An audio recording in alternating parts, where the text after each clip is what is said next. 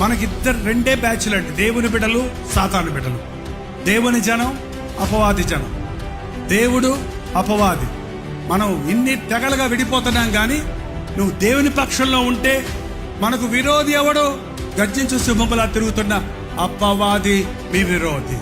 మనం సాతాను పక్షంలో ఉంటే మనకు విరోధి ఎవడు? ఈ రోజున ఎందుకు నిర్హేతుకంగా ప్రభువును దూషిస్తున్నారు? నిర్హేతుకంగా క్రైస్తవులు హింసిస్తున్నారు? వారిది కాదు తప్పు, వారు సాతాను సమాజం వారు, సాతాను వారిని పక్షములో ఉన్నవారు. అందుకే నిందలు వస్తాయని, భయం వస్తుందని, శ్రమలు వస్తాయని మనం భయపడడం అవసరం లేదు. ఎందుకంటే నీతో వాళ్ళు పోరాడతారు, నీ మీద శాయశక్తుల వారు నిన్ను ఆటంకపరచడానికి ప్రయత్నిస్తారు, కానీ నేను నీకు తోడై ఉన్నందున వారు నీ పైన విజయము పొందజాలరు.